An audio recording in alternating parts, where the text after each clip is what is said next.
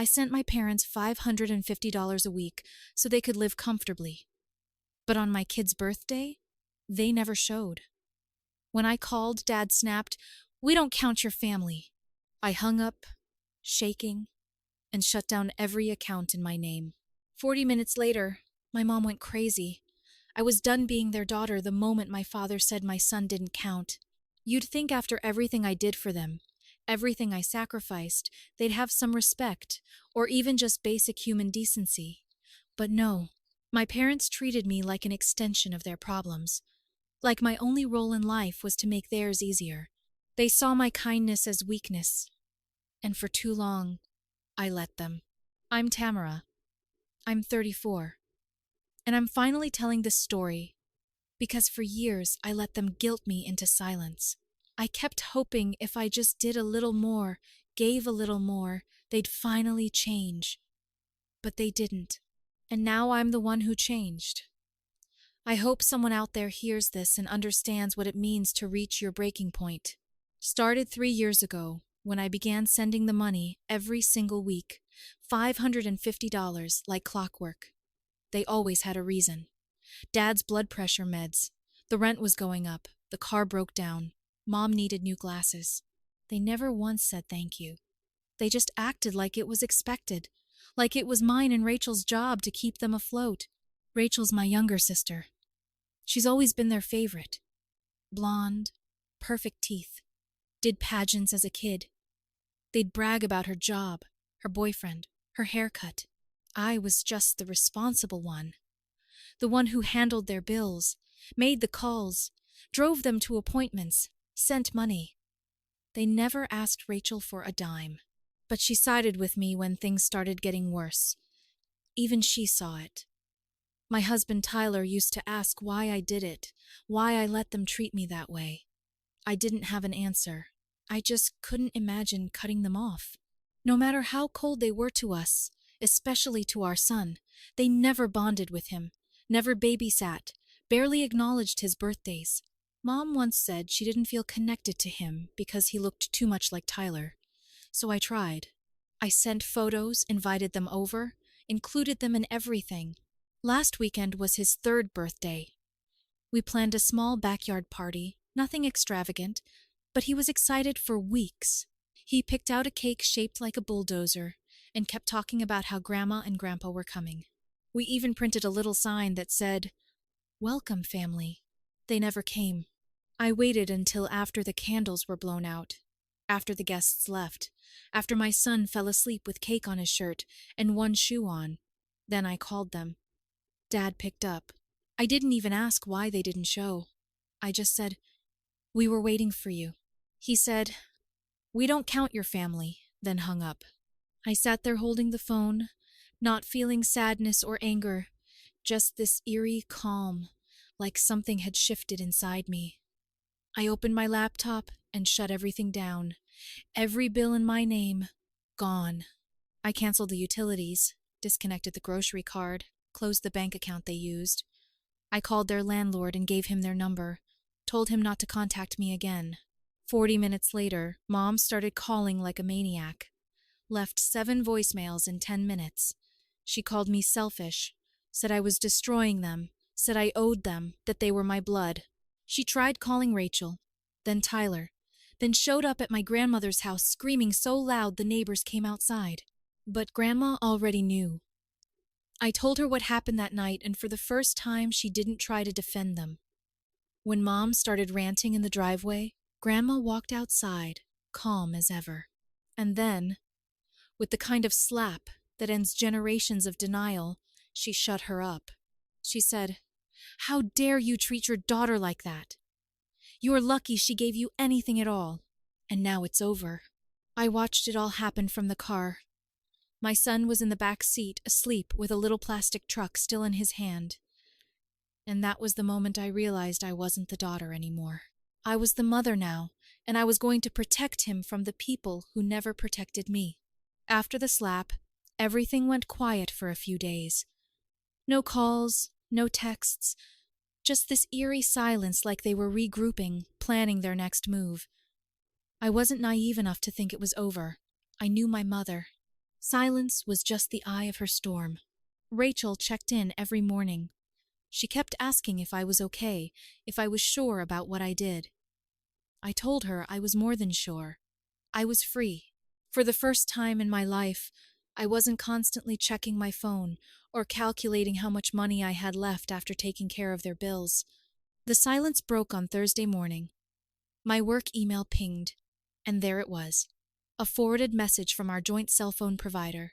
Apparently, they tried upgrading their phones on my account. Both of them. Maxed out models. I'd already shut the account down days earlier. I replied to the email just to be sure, and got confirmation. The attempt had been blocked, but still, the nerve. That same day, Tyler found a letter wedged into our mailbox. It wasn't stamped. Someone had driven to our house to leave it. My name was on the front, written in my mother's handwriting. Inside was a single piece of paper. You can ignore us, but don't forget family is blood. And your little boy has our blood too. That was the line. That was the moment revenge became something more than emotional. I took a photo of the letter and drove straight to Grandma's. She read it twice, sat down, and told me to stay calm. Then she said something that caught me off guard. It's time they learn what survival looks like without you. She pulled out a small notepad where she'd written down every major expense I'd covered over the last 3 years. She'd been keeping track. Rent, utilities, medical bills, phone plans, groceries, car repairs, even a few Amazon purchases. I couldn't believe it. She said, "We're not going to hurt them. We're going to show them." I started small. I called their dentist's office and had my name removed from the file. Same with the pharmacy. Then I emailed their landlord again and asked for a copy of their lease. I just wanted to see it. See what kind of mess they were in. They hadn't paid rent that month. The next day, my mom called me from a number I didn't recognize. I let it ring. Then Rachel texted. They just showed up at my work. I called her immediately. Mom and Dad had walked into Rachel's office like everything was normal. Asked her for $300 to get through the week. Rachel told them no. She said, "If you want money, ask the daughter you actually respect." Dad lost it. Started raising his voice. Said she'd always been a disappointment.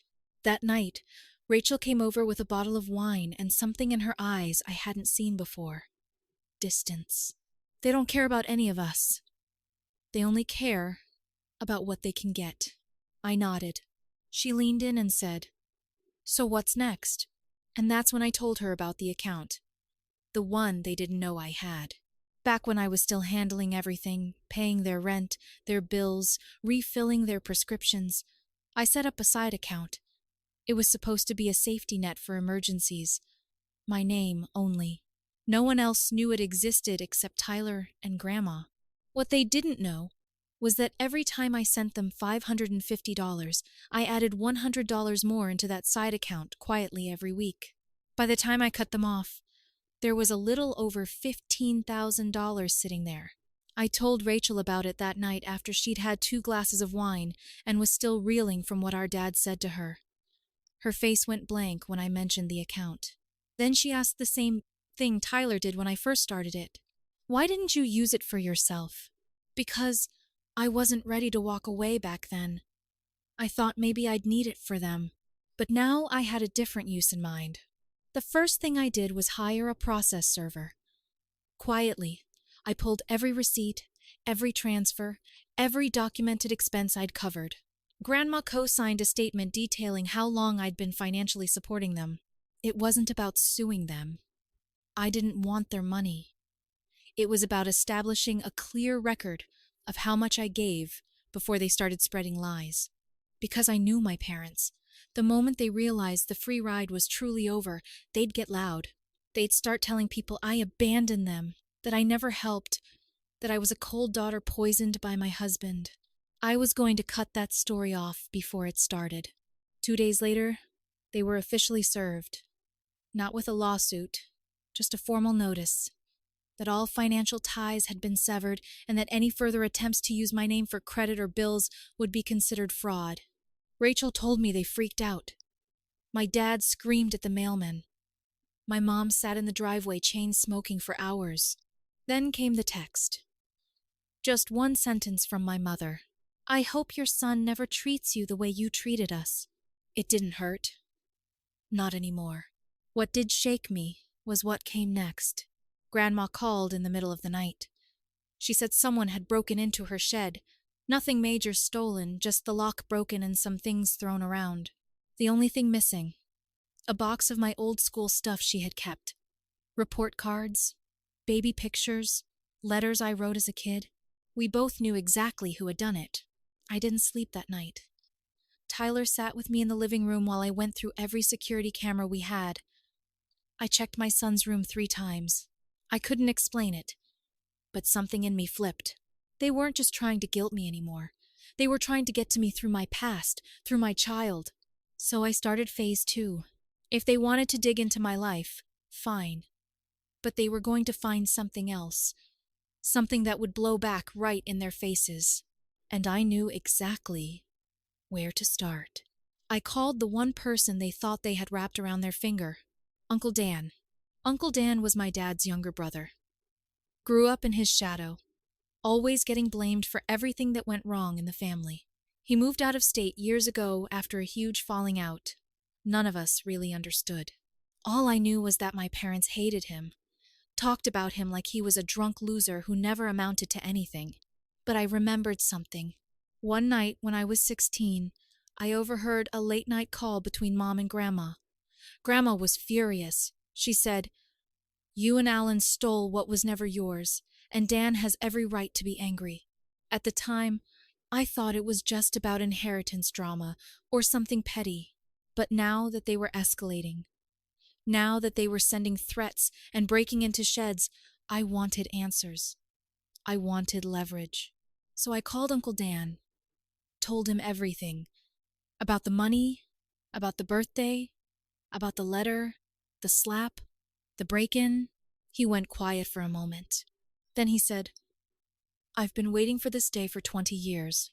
I asked what he meant, and what he told me turned everything upside down. Apparently, when their parents passed, my grandparents on my dad's side, there was an inheritance left for all 3 sons.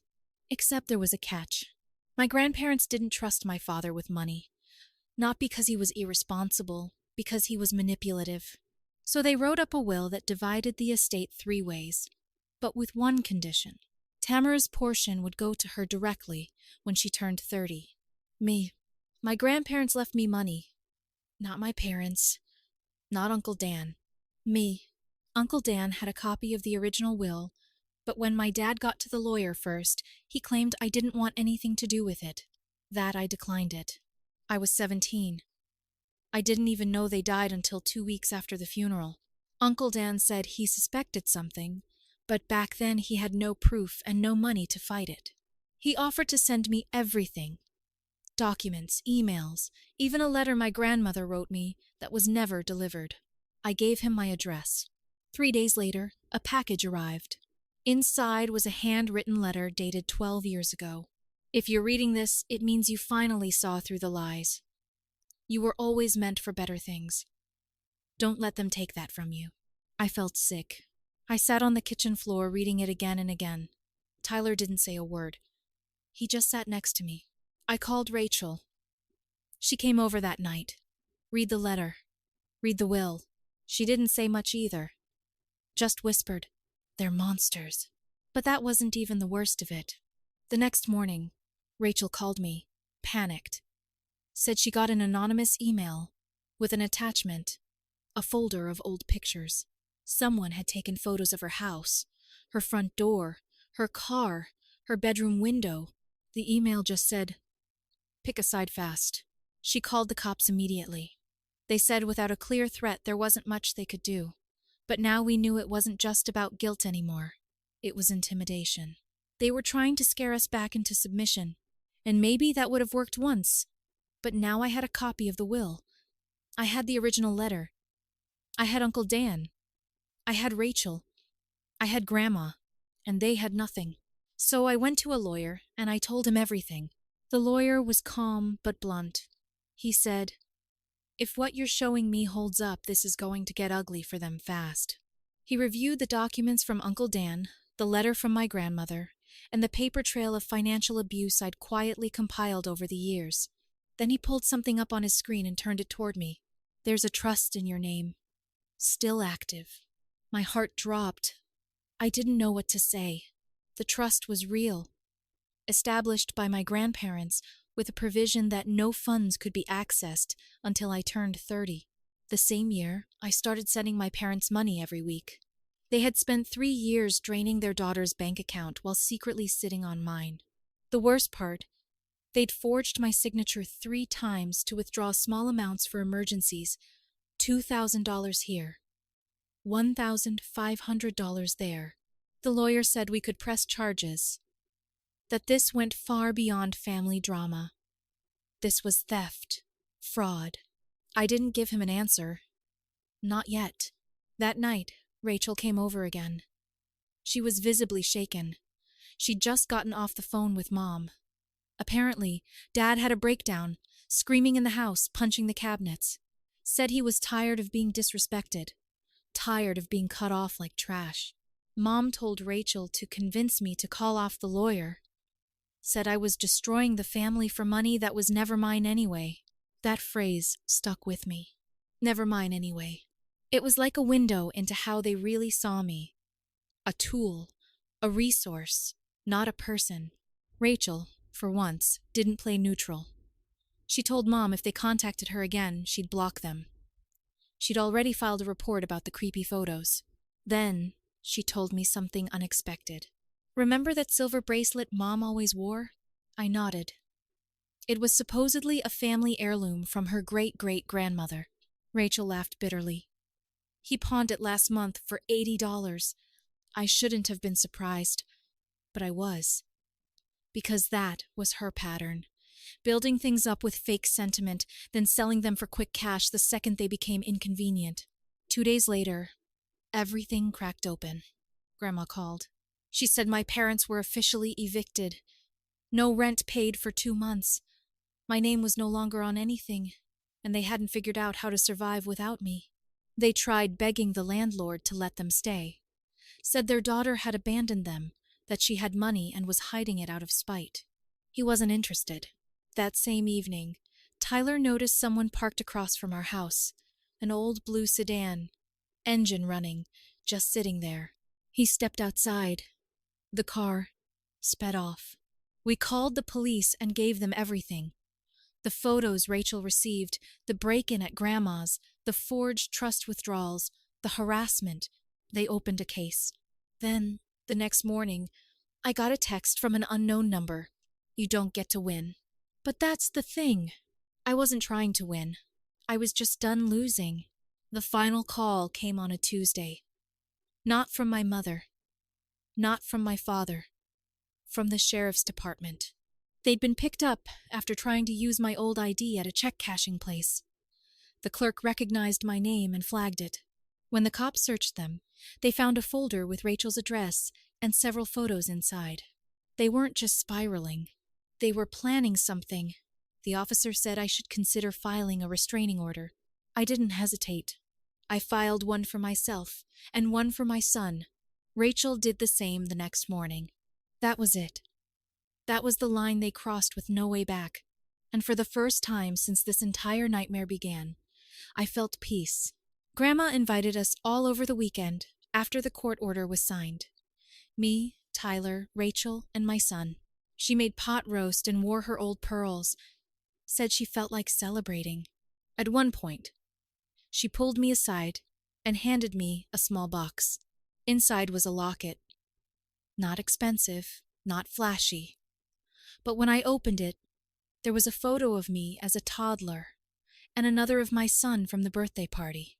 She said, "This is the family that matters." Then she added something else. "You know, I slapped your mother because I was angry. But if I ever see her again, it won't just be one slap." We laughed. For the first time in weeks, Tyler and I used part of the trust money to finally fix up the backyard. Nothing extravagant, just enough to build a little playhouse. My son calls it his work zone. He's obsessed with tools now. Rachel moved into a small place of her own a few miles away. She comes over every Friday for dinner and helps babysit on the weekends. We've never been closer. As for my parents, they vanished. The last we heard, they were staying with a cousin out in the desert. No car, no job, no money. Uncle Dan sent me a photo a few weeks later. He'd run into them at a gas station. Said they didn't even recognize him. Just two empty faces walking out of a convenience store with a bag of chips and a six-pack. I didn't feel bad. Not even a little. Because this wasn't revenge. Not really. This was correction. This was what happens when you spend your whole life burning bridges and finally run out of wood. And I finally understood something Grandma once told me when I was 16 and crying after another fight with my mom. Sometimes the only way to move forward is to let the dead things stay buried. So I did. And we're happy now. Quiet. Normal. Free. They don't count my family. Good? Because they're not part of it anymore.